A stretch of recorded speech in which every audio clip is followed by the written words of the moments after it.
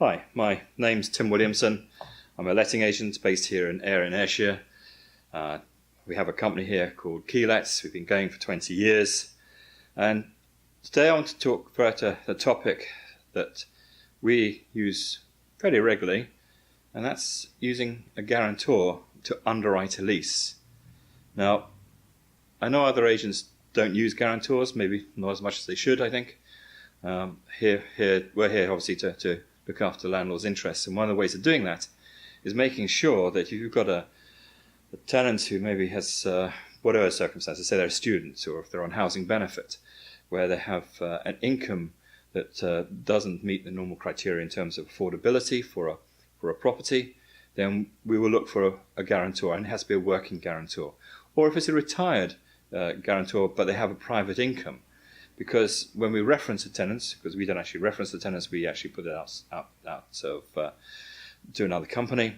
When we reference the tenant and the referencing company then will check the guarantor for their income, credit checks and everything else to make absolutely sure that if the tenant doesn't pay the rent, then they're in the frame. And so in a way it's like a two-edged sword.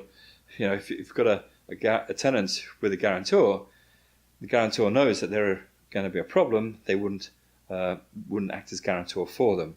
So consequently, you know, if you've got a guarantor, then obviously they should be a good tenant.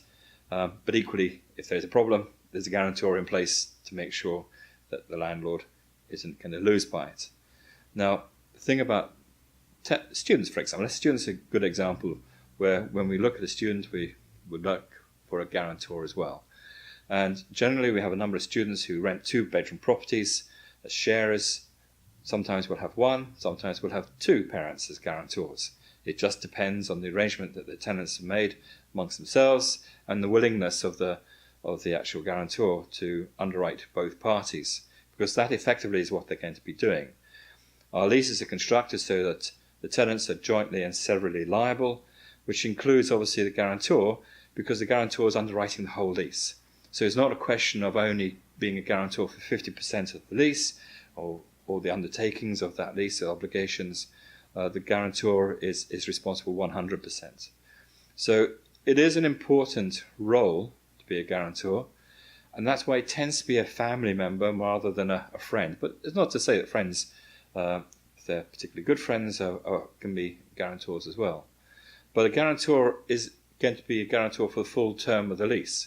So, whereas our leases automatically roll on, they could go for a number of years and the guarantor will remain in place for those years until the lease finally concludes.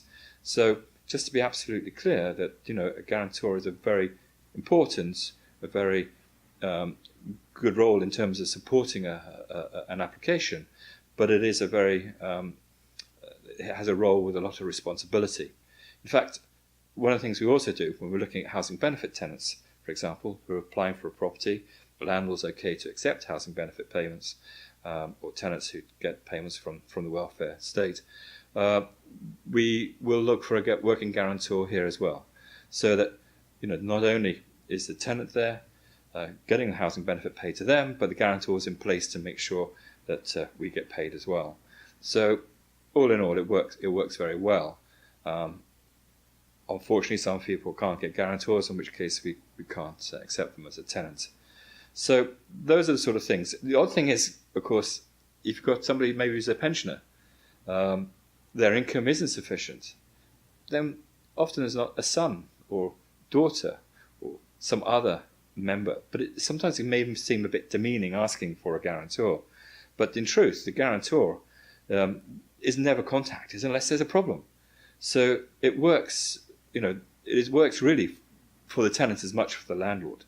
And so, you know, I don't think being a guarantor, you know, if you're confident that the person you're guaranteeing is sound, there shouldn't be any reason why a guarantor shouldn't come on board, which is one of the reasons why, certainly when we're looking at referencing tenants, and there's maybe a question mark here or there, we will look for a guarantor to back things up.